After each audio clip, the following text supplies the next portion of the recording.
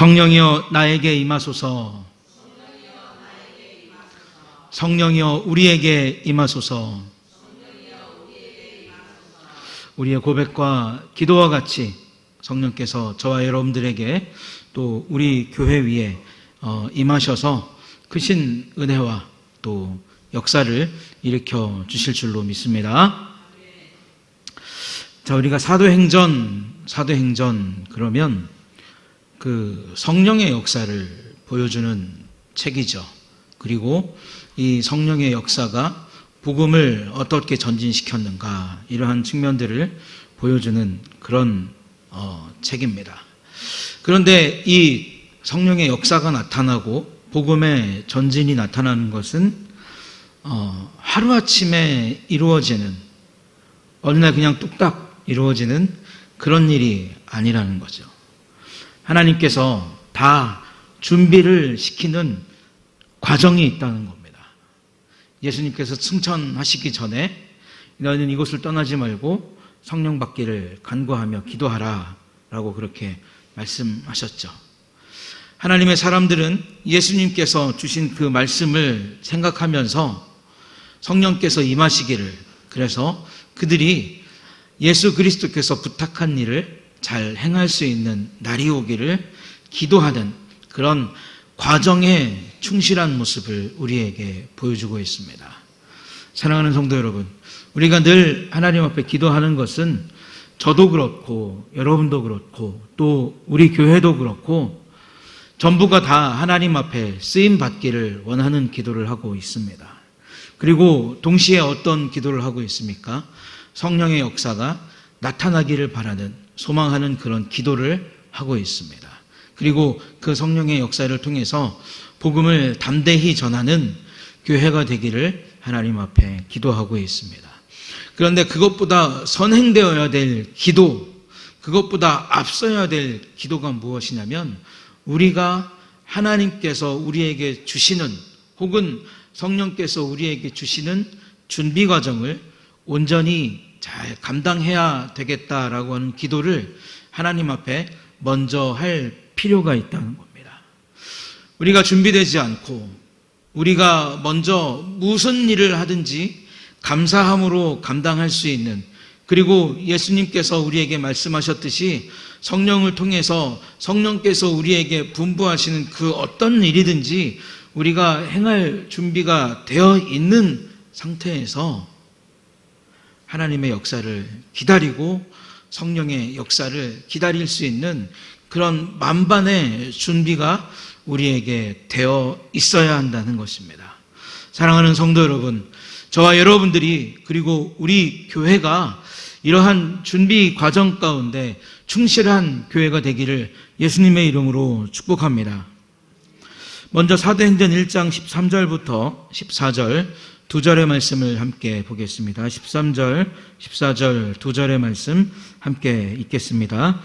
들어가 그들이 유하는 다락방으로 올라가니 베드로, 요한, 야고보, 안드레와 빌립, 도마와 바돌로메, 마테와 및 알페오의 아들 야고보, 셀로신 시몬, 야고보의 아들 유다가 다 거기에 있어 여자들과 예수의 어머니 마리아와 예수의 아우들과 더불어 마음을 같이하여 오로지 기도에 힘쓰더라. 아멘.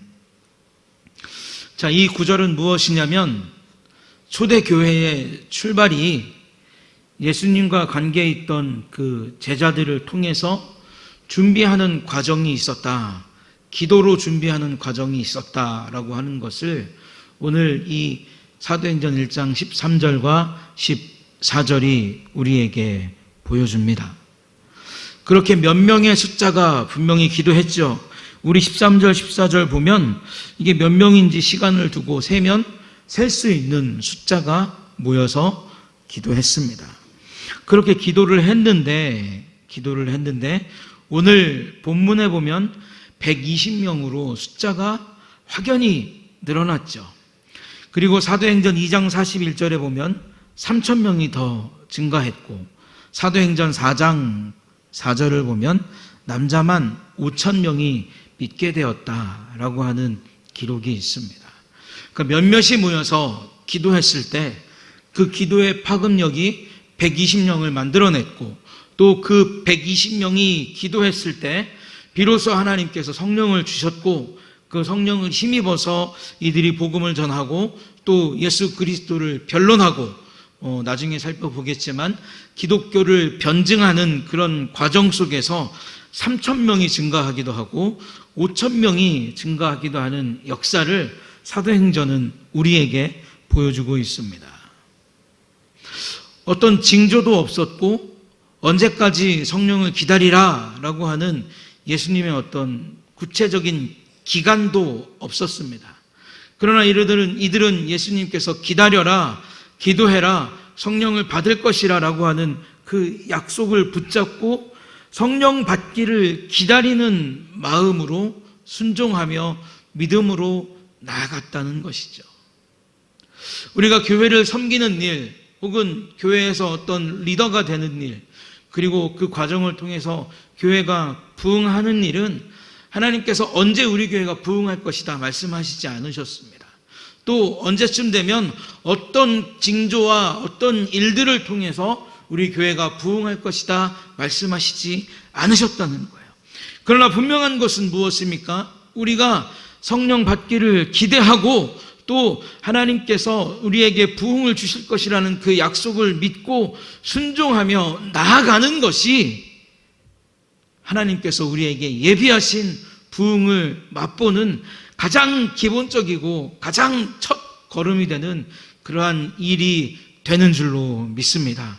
사랑하는 성도 여러분, 저와 여러분들이 마음을 같이해서 성령의 뜨거운 은혜 받기를 간구하시고 그리고 믿음으로 기도하기를 간구하시되 언제까지 기도합니까? 하나님의 역사가 기도를 통해서 이루어질 때까지 함께 기도함을 통해서 하나님께서 예비하신 우리 하나 교회의 부흥을 맛보는 저와 여러분들이 되시기를 예수님의 이름으로 축복합니다. 마태복음 17장 20절을 한번 가볼까요? 마태복음 17장 20절 우리 한번 찾아서 보겠습니다. 마태복음 17장 20절 한 목소리로 읽습니다. 이르시되 너희 믿음이 작은 까닭이니라.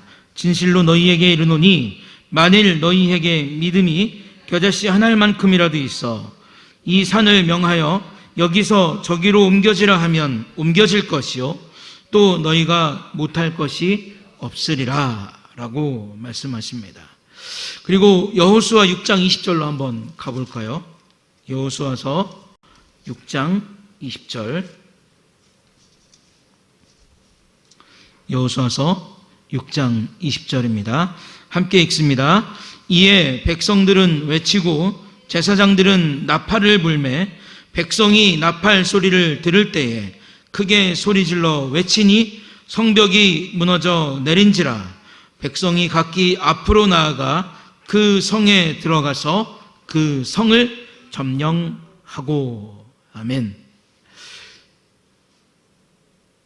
여리고를 점령한다는 것은, 특별히 큰 성읍 여리고를 점령한다는 것은 이스라엘 백성들에게 불가능한 일과 같았습니다. 그러나 하나님께서 성을 돌라라고 하는 말씀을 하셨고 마지막에는 이러한 일들을 행하라라고 말씀하셨고 이스라엘 백성은 그 들은 말씀대로 어떻게 했습니까?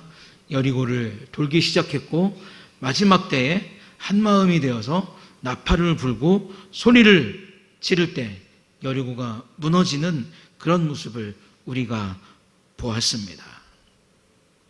이것은 어디에서 출발합니까? 믿음에서 출발한다는 거예요.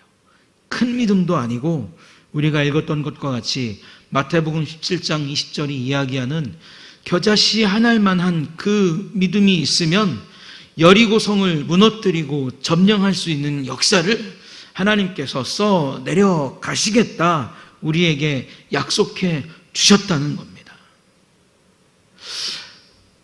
그런데 또 하나의 문제는 무엇이냐면 이런 겨자씨 한 알만한 믿음을 가지고 우리가 기도하고 또 큰 일을 이루어가기 위해서 하나님 앞에 소망을 두고 살아가는데 문제는 무엇이냐면 성령의 역사가 막 폭발적으로 일어나는 그러한 일들만 우리에게 있으면 좋겠지만 어떻습니까? 때로는 우리에게 어려움도 다가오고 시련도 다가오더라 하는 것이죠. 이들이 기도했을 때 외형적으로 기도하는 이 모습을 보았지만 아마 이들의 내면에는 폭풍과도 같은 어떤 그 감정들이 막 소용돌이치고 있었을 겁니다. 왜냐하면 예수님께서 승천하신 지 얼마 되지 않았고 또 성령이 임하시기까지 기다려야 되는 그러한 기간도 언제인지 모르겠고 행동 한번 잘못하게 되면 어떻게 됩니까? 초대교회의 시작에서 우리가 보는 것과 같이 말 한번 잘못하고 행동 한번 잘못하면 이들이 일을 시작해 보기 전에 큰 어려움을 당하는 그런 일을 만날 수도 있기 때문에 이들은 늘 불안하고 심리적으로 두려웠을 거란 말이죠. 사람이 그런 것 같아요. 사람이 마음속에 두려움도 있고 좀 어려움도 있고 힘든 일이 있으면 저울질을 합니다. 이게 믿음으로 기다리는 게 맞는 건지 아니면 내 두려움과 어떤 그 좋지 못한 것들을 외형적인 요소들을 제거하는 게 맞는 건지 우리의 마음속에서 뭐 100번 1000번 막 갈등을 하고 저울에 올려놓고 이게 맞나 저게 맞나 저울질을 한다는 거죠. 그런데 오늘 사도행전에서 보여주는 것은 무엇입니까? 그 저울질 속에서 기다리는 것을 택한 120명의 사람들을 볼 수가 있다는 거죠. 우리의 삶도 이 초대교회 제자들의 삶과 비교할 수 없을 만큼 힘든 그리고 어려운 일들이 우리에게 다가옵니다. 이 시대보다 더 큰 변화의 물결도 있고 이 시대보다 더 복잡한 사회를 살아야 되고 이 시대보다 더 치열한 세상을 살아가야 되기 때문에 우리의 마음속에도 정말 이 시대의 이 제자들과 못지않은 그러한 심리적인 요동침이 계속 발생한다는 거죠. 그러나 오늘 사도행전에서 보여주는 그 답이 저와 여러분들의 답이 되어야 될 줄로 믿습니다. 어떤 어려움 속에서도 어떤 환경 속에서도 우리에게 정해진 답은 하나예요. 오직 기도하는 일이고 성령의 일하심을 기다리는 일이고 성령의 역사를 소망하는 일이라는 것이죠. 우리가 그렇게 나아갈 때 우리가 그런 소망을 두고 나아갈 때 하나님께서는 우리가 바라보는 그 목표의 일들을 우리가 바라보는 그 소망의 일들을 분명히 이루어 주시는 기쁨을 누리게 하실 줄로 믿습니다. 지금 초대교회는 그 출발선상 앞에 기도하면서 서 있는 거예요. 기도하면서 마음을 달래고 기도하면서 불안함을 잠재우고 기도하면서 아픔을 씻어나가는 그러한 모습으로 우리 앞에 서 있다는 겁니다.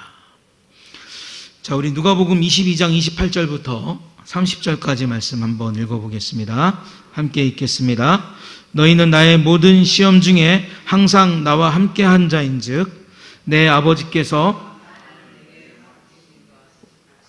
나도 너희에게 맡겨 내 나라에 있어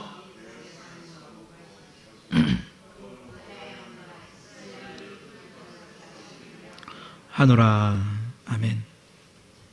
120명이 모여있는 다락방 밖에는 앞에서 말씀드렸던 것과 같이 유대교회 대제사장들과 유대인들이 그들 곁에 있었기 때문에 불안하고 두려운 거예요. 하지만 이들은 그 두려움과 공포를 극복하는 것에 우선순위를 두지 않고 하나님께서 주님에게 맡기신 것처럼, 즉 하나님 아버지께서 성자 아들 예수님께 맡기신 것처럼 제자들에게 맡겨 하나님의 일들을 하도록 하시겠다는 그 예수님의 말씀을 기억하고 그것으로 자기의 힘을 삼고 원동력을 삼는 그런 모습을 우리에게 보여줍니다. 그러면서 이 위기 안에서 이 사람들이 무엇을 했냐면 가룟 유다 때문에 결혼된 한 사람을 보충합니다. 기도하면서 성령의 은혜를 바라면서 무엇을 한 겁니까?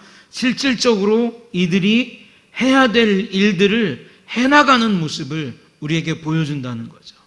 그러니까 우리가 기도만 하고 앉아있고 기도만 하고 소망을 두고 기도만 하고 때를 기다리는 것이 아니라 기도하고 때를 기다리고 하나님의 역사를 소망하고 바라보면서 무엇을 동시에 같이 해야 되냐면 우리가 해야 될 일, 우리가 섬겨야 될 일, 우리가 보충해야 될 일들을 해 나가는 동시다발적인 모습이 필요하다는 거예요.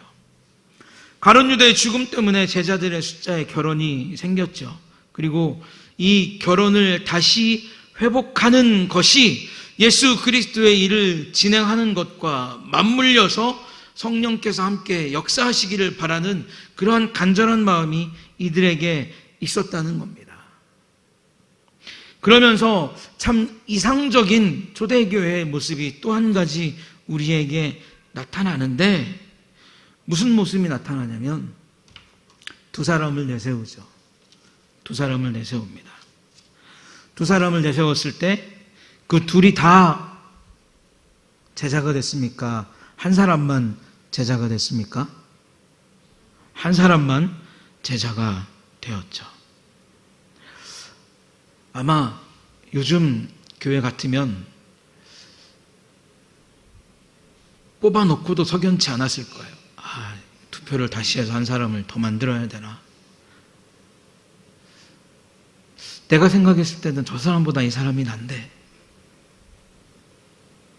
왜 저 사람이 됐을까? 왜 이 사람은 떨어졌을까? 그런 후유증들이 각 교회마다 다 있어요. 누구를 뽑든지 누구를 세우든지 그런 후유증들이 다 나타난다는 거예요. 그러나 오늘 사도행전에서 보면 그런 후유증이 전혀 나타나지 않고 있다는 겁니다. 한 사람은 떨어졌지만 그 한 사람 때문에 실망하는 사람도 없고 왜 마띠아가 되었는가를 논쟁하는 사람도 없고 실망하는 사람도 없고 그래서 이들이 해야 될 일들이 중단되거나 이들이 감당해야 될 어떤 사역들이 멈춰버리는 그런 일들은 하나도 일어나지 않았다는 거예요. 이것이 정말 마음을 같이 한 공동체에 나타나는 은혜라는 겁니다. 이것이 정말 하나님의 일을 사모하고 이것이 정말 성령의 역사를 사모하는 교회에 나타나는 샘플과 같은 일이라는 거죠. 앞에서 말씀드렸던 것과 같이 아직 이 교회는 아무 일도 일어나지 않았어요. 성령의 인재도 경험하지 못했고 언제 성령을 주실지도 모르겠고 언제 우리가 어떤 일을 어떻게 해야 될지 아무런 계획이 없었지만 어떻습니까? 자기들이 해야 될 일들을 하나씩 하나씩 해나갔다는 겁니다. 그리고 그 안에서 불협화음이 없었다는 거예요. 자기들끼리 기초를 세워나가야 되는 일을 행하면서 자기들끼리 생긴 결혼을 보충해 나가면서 서로의 의견이 충돌하고 대립하게 되면 그마저도 위태로운 초대교회가 더 위태로운 국면을 맞이할 수 있기 때문에 또 하나는 영적인 흐름, 영적인 그 진행이 느려지거나 더뎌지거나 중단될 수 있기 때문에 그 어느 누구도 하나님께서 하신 일 앞에 잠잠하고 침묵을 지키는 성숙한 신앙의 모습을 우리에게 오늘 사도행전은 보여주고 있다는 겁니다. 오늘날 교회 안에서 직분자가 세워지는 모습을 생각해 보면 우리가 얼마나 부끄러운 그런 삶의 모습을 가지고 있는가를 사도행전은 너무나 여실히 보여주고 있는 거죠. 사랑하는 성도 여러분, 이제 그 결혼을 보충하는 것으로 모든 준비가 다 끝났습니다. 침묵하게 하셨고 의견이 갈라지지도 않게 하셨고 성령께서 다 한마음이 돼서 마띠아를 받아들이고 이들은 또다시 기도하는 일에 전념하게 되었다라고 이야기하고 있습니다. 성령께서는 20명 남짓 모였던 자들에게 먼저 부흥의 은혜를 경험하게 하셨고 그 모은 자들이 세상의 공포와 감시 앞에서 오로지 기도에 힘쓸 때 사람들을 보내셔서 함께 기도하게 하시고 숫자가 더해지게 하는 모습을 오늘 말씀을 통해서 우리에게 보여주셨습니다. 그리고 말씀을 떠올리게 하셨고 위기 앞에서 집중해야 될 것이 무엇인지 알게 하셨습니다. 너나 할 것 없이 다 우두머리가 되고 싶었지만 가장 부족할 수 있다고 또 가장 연약할 수도 있을 그런 베드로를 그들의 대표로 세웠고 그리고 그 대표를 통해서 그들은 새로운 일을 이루어냈습니다. 사랑하는 성도 여러분, 우리가 부흥을 경험하고 은혜를 경험하는 일은 우리가 늘 이야기하는 것처럼 초대교회가 보여주었던 그 삶의 모습을 그대로 따라가면 부흥의 역사를 우리 역시 경험할 수 있다는 겁니다. 모여서 기도하는 것만으로도 부흥을 경험하게 되고 기도하는 과정만으로도 공동체가 마음을 하나로 모으는 그런 은혜를 경험하게 된다는 것이죠. 오늘 우리가 하나님 앞에 기도하기 위해서 모였습니다. 한 사람 한 사람 모여서 기도할 때 마음을 같이 해서 교회를 위해서 기도하게 하시고 또 우리 지체들을 위해서 기도하시고 또 저를 위해서 또 장로님들을 위해서 또 세워지신 권사님들을 위해서 우리 모두를 위해서 함께 기도할 때 성령의 은혜를 통해 하나님은 분명히 우리 안에 새로운 부흥을 경험하게 하실 것이고 그 부흥을 통해서 교회가 세워진 교회를 통해서 구원받는 숫자가 날마다 더해지는 귀한 은혜와 역사를 우리의 눈으로 보게 하실 줄로 믿습니다.